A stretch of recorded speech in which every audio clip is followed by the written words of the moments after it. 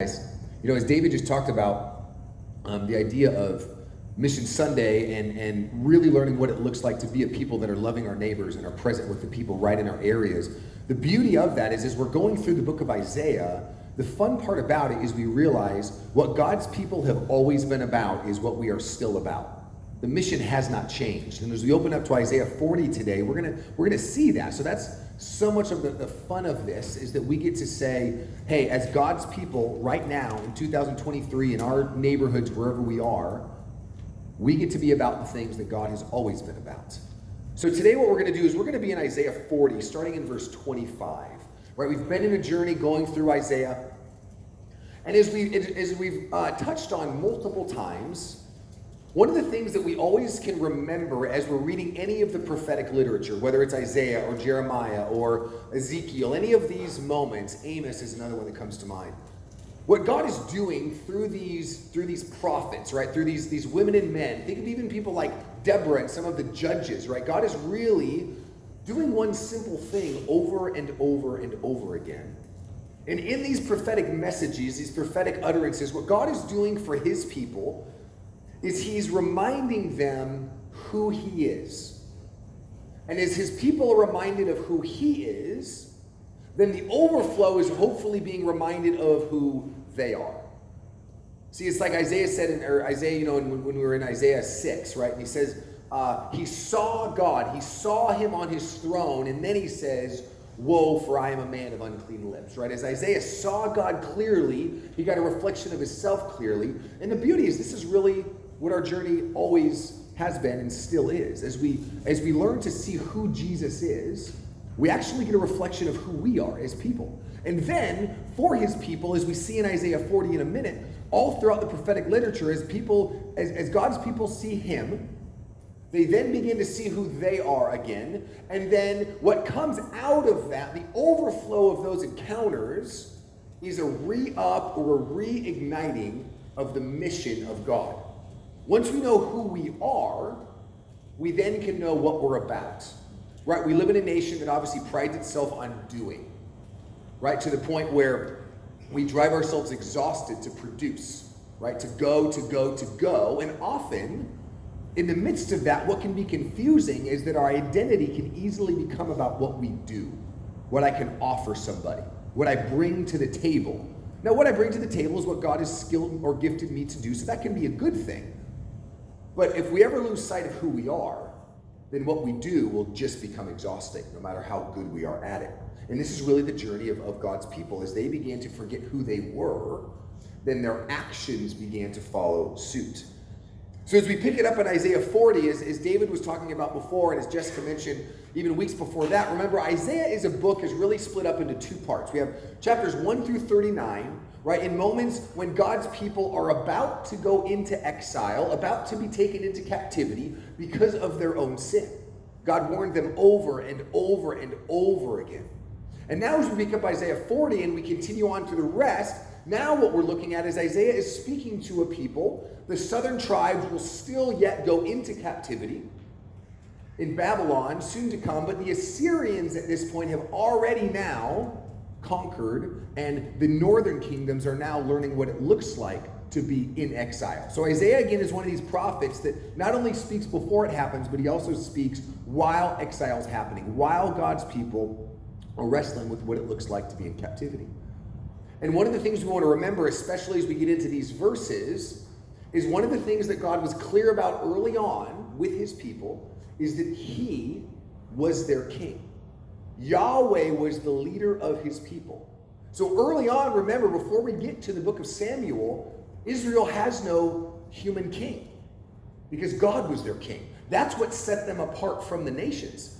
Every other nation they had idols, and they had human kings. That's what defined them as nations. But God's people were to be, by intention, set apart. They weren't to be like the other nations because they were called to bless those nations. They were called to be lights among those nations. But if we remember, when we get to the book of Samuel, God's people, as we mentioned on Sunday morning, they say a very specific thing to God. And they say, we want a human king. Does anybody remember what their reason was? They said, we want a human king to be like the other nations. So again, in that phrase is the definition of rebellion. Right? They at that point were saying, we no longer want you to lead. We no longer trust that you are the best for us. We no longer are about the mission of God. We now, as Glenn just said, they said, we want a human king so that we can be like the other nations. Which again is the opposite of their call. They were called to be set apart from the other nations. Not because they were better, but because they were on mission. Right? It's because God was in their midst, and they were to be the lights to those very nations. And so as we see throughout part one of the story leading up to these prophetic books, what begins to happen is they do align with human kings, and they start to make alliances with other pagan kings because they're not trusting God for all the things that he said he was about and he would do. So by the time we get to Isaiah, right, we have kings that are intermarrying with other people groups. Now, it wasn't the marriage that was the problem. God was very clear. The reason his people were not to intermarry with some of these tribes is because then they would begin to worship those other gods. That's exactly what happened with Solomon and kings there and after. So when God gives them these commands and calls them to be his holy set-apart people, we want to remember it's because there was a very specific mission that his people were to be a part of. And that's to bless the nations. And as they began to be intertwined now and intermarried with these nations, they did begin to do what God told them they would begin to do. They began to worship the other gods. They began to be what's called syncretistic. They began to say, we also worship Yahweh, but we also worship this God or do this. And the minute that we start to do that, we lose ourselves, as did they. So here's what then God begins to say in Isaiah 40. Now that they again are experienced in exile because of their own sin, the beauty is God never changes. What he said he would do, he's going to continue to do. And now as we begin to read these latter chapters of Isaiah, we begin to hear God's voice of promise and of hope. Right? We've talked about that. Those first chapters of Isaiah, sometimes you get through some of those judgments and you're like, geez, this is rough. And it is. It's what sin does. It leads us to death. But now we begin to hear what God has always been about, and that's setting his people free and bringing hope that will come. So Isaiah 40, we're going to read 25 to 31. Could I have two readers today out of two translations if possible? Anybody want to read Isaiah 40, 25 to 31? What version do you have, Kathy? Message. Okay. How about you do yours, and then we'll have somebody else read another version. Go for it. Okay, Isaiah 40. Actually, let's do this. Because the message is a paraphrase, let's hear a translation first, like ESV, NIV, NLT, and then we'll hear the paraphrase of it. Jess, you want to go for it? I have the NIV. Perfect. Okay, 25 to 31, Isaiah 40. To whom will you compare me, or who is my equal, says the Holy One. Lift up your eyes and look to the heavens. Who created all these? He who brings out the starry host one by one and calls forth each of them by name. Because of his great power and mighty strength, not one of them is missing. Why do you complain, Jacob? Why do you say, Israel, my way is hidden from the Lord, my cause is disregarded by the God? Do you not know? Have you not heard? The Lord is the everlasting God, the creator of the ends of the earth. He will not grow tired or weary, and his understanding no one can fathom. He gives strength to the weary and increases the power of the weak. Even youths grow tired and weary, and young men stumble and fall. But those who hope in the Lord will renew their strength. They will soar on wings like eagles. They will run and not grow weary. They will walk and not be faint. Okay, thank you. All right, and Kathy now has the paraphrase, which is the message, so you want to read that one? So, who is my king? Who holds a candle to me, says the Holy One. Look at the next skies. Who do you think made all this? Who marches his army of stars out each night, counts them all, calls each by name, so magnificent, so powerful, and never overlooks a single one? Why would you ever complain, O Jacob, or whine, Israel, saying, God has lost track of me, he doesn't care what happens to me?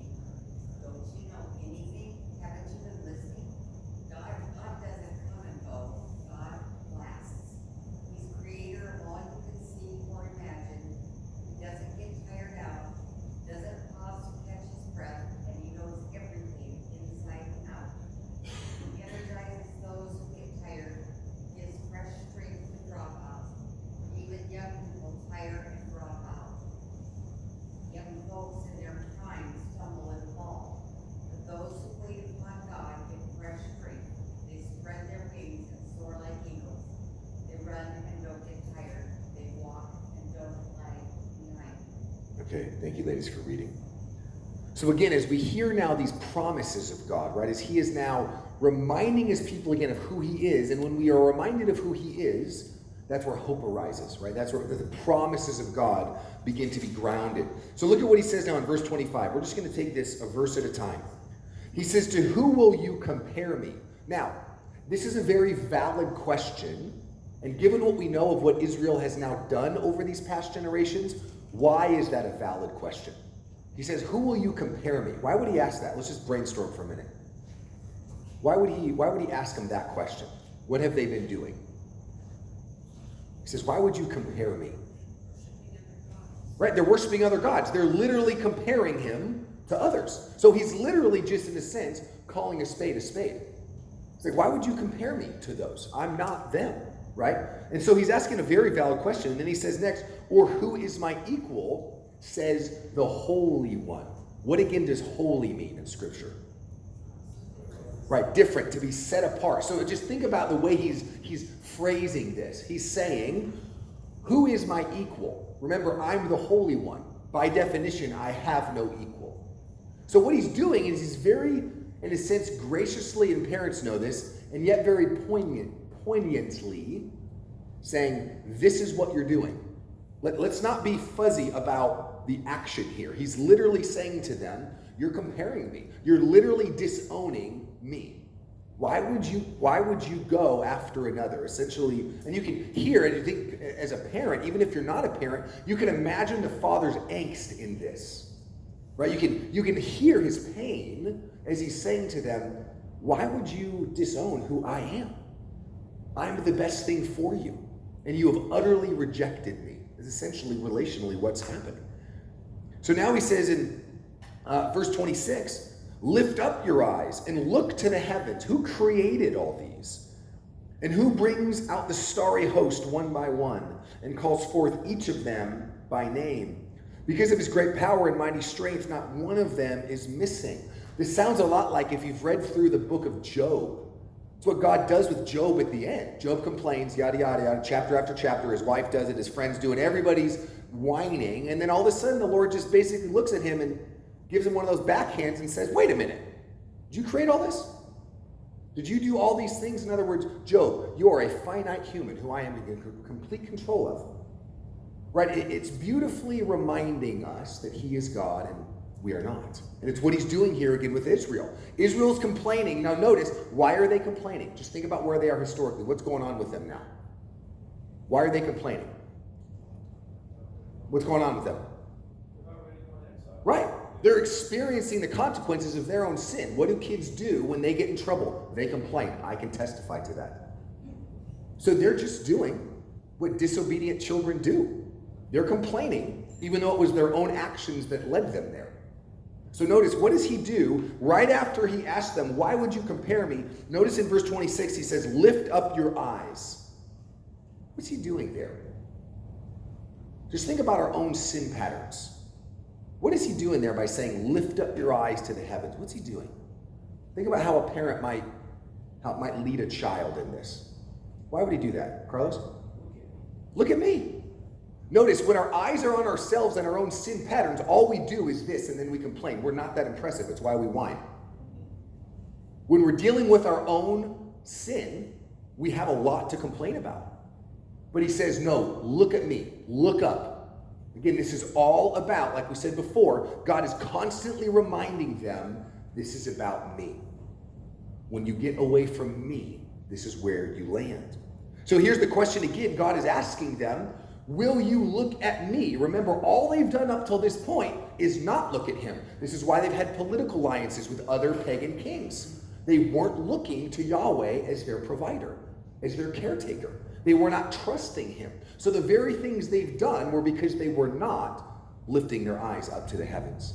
They were looking to human kings. They were intermarrying, right? And essentially, think about it. Think about an arranged marriage society.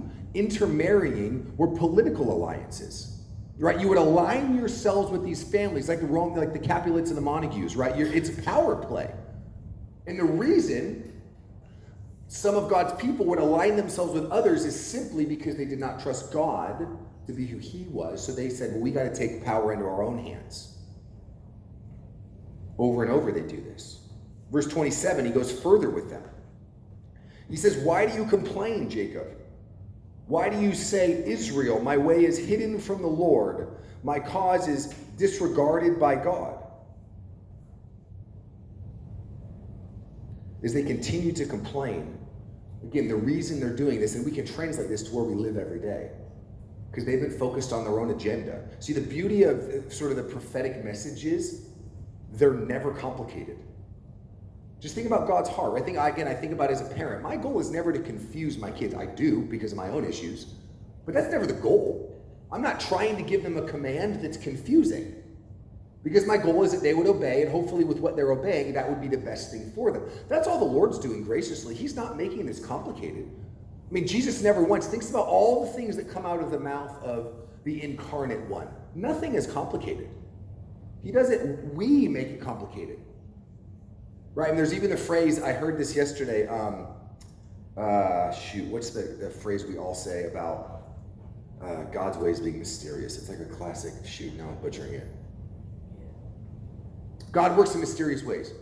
No, he doesn't. He is other. We can't fathom him, but yes, he's mysterious, but his ways are actually fairly clear. Again, he doesn't try to confuse us. If his ways are mysterious, it's because we're not with him. So yes, his ways are confused. Like if Kirsten and I don't talk for a year, yes, she will be very mysterious to me. Her ways will not make sense to me. And again, it doesn't mean there will not be mystery in our relationship, but it's all about communication. Again, God is not saying to them, hey, I'm trying to confuse you. That's why you're in this state. He's being as clear as he can. I said this, you did this, now you're here, now we're having a conversation. Again, the beauty is he's now saying to them again, though, but remember, this is about me. Come back to me. It's what he's always doing. So he says now in verse 28. Now again, you can kind of hear the irony in this. Do you not know? Have you not heard? I don't know if he's sarcastic. I think by nature we can't say that he is, because there's a bit of nastiness in that, but I just think about his tone. So notice what he's saying to them. He's saying, do you not know? Have you not heard? So just real clearly, have they heard? Yes. Do they know? Yes. Generation after generation after generation. So essentially, again, it's like a parent saying, I've said this 27 times. And I know you've heard me 27 times. So again, you can almost just hear the fatherly frustration. Like, have you not heard me? But we know, though, by going after the other gods, they're choosing not to. I was, again, talking with sort of another friend this week. I have many conversations, as you know, and so it was interesting because this conversation I had with a friend, they've been walking with the Lord for, a few years now. They're a little bit older than I am, just lived a lot of life. And one of the things that they describe that they still wrestle with, and I can resonate with this, is growing up, their earthly father was just an abusive man. Alcoholic, just a nasty human, from what it sounds like. When we come to know Jesus and we begin to learn to know our Heavenly Father, it can be really hard to see God for who he is, because we really only have the outside of his grace. We can only see him through the lens of what our earthly father experience was. That's why it's really hard to really, in a sense, see God for who he is. So like with this man I was describing, when he reads passages like this, we can look at this and knowing the Father's heart, knowing the love of God, we can see words like this and hear his fatherly affection. I get it. I get mad at my kids for things because I know what they're doing is not the best for them. But it's out of a place of compassion. Like, no, I want different for you. I know if you do this, you're going to get hurt. I know if you go here, it's going to be good, but you're not listening. It's like a fatherly angst. But for this man I was describing, he'll hear passages like this, and all he can hear is judgment and anger. Like, it's that sort of picture of God as like the big white guy with the white beard just like smiting you every time. Well, again, that's a very broken human view of God. But it's what some of us wrestle with. So the reason I mention that, like I was talking to my friend that's wrestling with seeing God as loving, because he didn't experience a loving earthly father. He experienced a father that was insecure and a very broken man, and who in many ways abused this guy's mom, his brothers and sisters, the whole deal. So the reason I mention that is now when we hear God say, do you not know? Have you not heard? There's a fatherly affection for his people that are now dealing with the consequences of their sin. And you can just hear his angst. Like, come on. This is who I am. Be with me. And he says, the Lord is the everlasting God, the creator of the ends of the earth. He will not grow tired or weary, and his understanding no one can fathom. Now, why would he remind them that he doesn't grow tired or weary? Let's just think if we were in their position, why would he remind them that he doesn't get, they're weary. They're exhausted. Do you notice how tired we get when our own sin patterns control things? It's exhausting when we have to deal with the consequences again of our own sin. Again, it's what we do to ourselves. And now they've lived a life so, in a sense, removed from God that they're exhausted and they're weary and they know there's more to come. It's a very tiring place to be. So notice what he reminds them. He says, the Lord is the everlasting God. He's the one who doesn't get tired. He never ends, his very essence. The creator of the ends of the earth. He will not grow tired or weary, and his understanding no one can fathom. Again, the hope is now in him. The hope is in the faithful one. The hope is in the one who does not get tired, who does not grow weary. Verse 29, now he begins to really give concrete promise and hope. He says he gives strength to the weary. Now notice, what did he do first? He didn't say, I'm going to give you strength first. What did he remind them of? That he doesn't get tired. So basically he's saying to them, this is who I am, and because of who I am, I now give this to you. It's the generosity of God. It's what he's always done. Right? We think about it when we get to the New Testament, when God says something like, we love because he loved us first.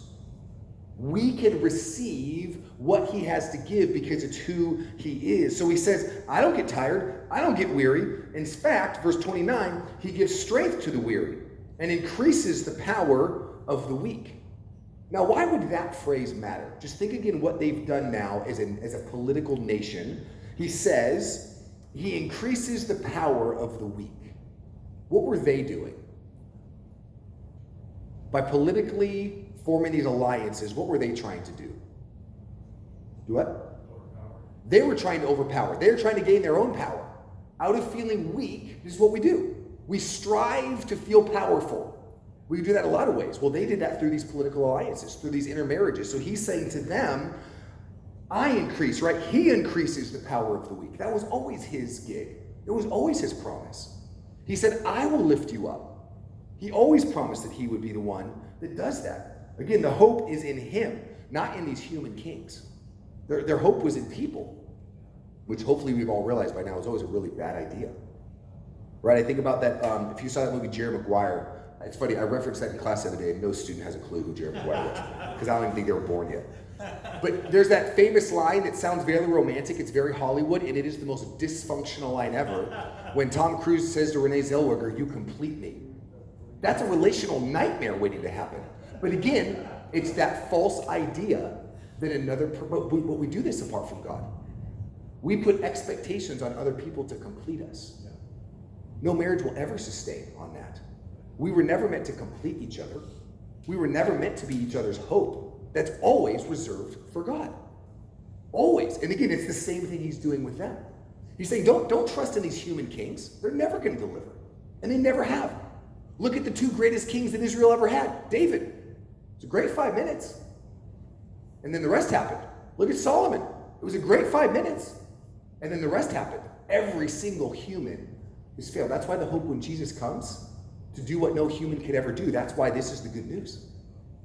The Messiah did come, who can do the things that no person could do. And then one of the most famous lines we have in Scripture. Verse 30, even youths grow tired and weary, and young men stumble and fall, but those who hope in the Lord will renew their strength. They will soar on wings like eagles. They will run and not grow weary. They will walk and not be faint. I'd like to, for a moment, I know there's some of us in this room that are just very tired. So if we can for a minute, and even if you're not, you don't have to do this, but if you're at a place where right now you're feeling exhausted, I'm just going to have you close your eyes and I'm just going to read this text a few times. I'm just going to read this over us. It's not my words, it's him. But I think there might be some that just need to hear this afresh. So I'm just going to read it a few times. And if you don't want to hear it, you can just tune out or whatever. So even youth grow tired and weary, and young men stumble and fall. But those who hope in the Lord will renew their strength. They will soar on wings like eagles. They will run and not grow weary. They will walk and not be faint. Even youths grow tired and weary, and young men stumble and fall. But those who hope in the Lord will renew their strength. They will soar on wings like eagles. They will run and not grow weary. They will walk and not be faint. You know, when you think about the picture he's giving them, it will soar on wings like eagles. We have these hawks right by our house that fly around, right? We have little Chihuahua wannabes, so I mean, at some point it's petrifying to think about these hawks. But the reason I mention that is we're watching these hawks now, just because of our dog's out. And when you watch a bird or a hawk or an eagle soar, the beauty is the picture is effortless. When their wings are out, they're just riding the wind. God created them to do that. And think about the image he's giving us. Those that hope in him, life is as complicated as an eagle soaring on the wings, soaring on the winds. Just think about that for a minute. Think about the picture he's giving us. He's saying to us, hey, image bearers, those walking with me, you know how complicated and stressful life is to be? Watch a hawk soar. It's like when Jesus says, my burden or my yoke is easy, my burden is light. It's the same language. God is saying the same thing. Doesn't mean life's not hard. Doesn't mean we don't go through tragedy. But what he's saying, again, remember, they're in exile. Life doesn't feel good. They probably don't feel like they're soaring. But he's reminding them that it's never about the circumstance. Whether we feel free or we feel like we're in exile, the hope is always him. He will always give power to the weak. And when our hope is in him, our strength is renewed, and we soar on wings like eagles. So in a sense, the message is so simple. God is saying, see me, see yourself. And then once you see who you are, then the mission of God is the natural overflow. See, when we're doing the things of the kingdom, when we're walking the way of Jesus, we soar. But again, let me be clear, that doesn't mean life is easy. Right? I've got a teaching schedule this week. I'm more tired a month in than my 8 years of teaching. And I have a whole year left.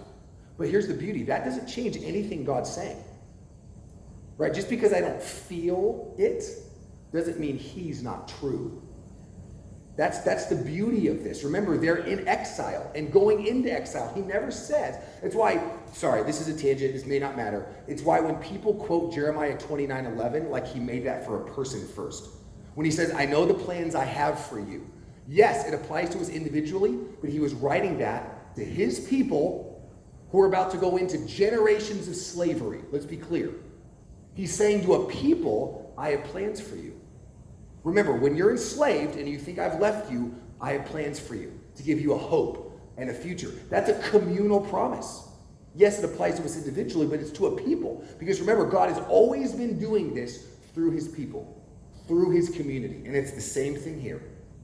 He says, as we align ourselves with him, we see ourselves, and then we know what we're about as a church.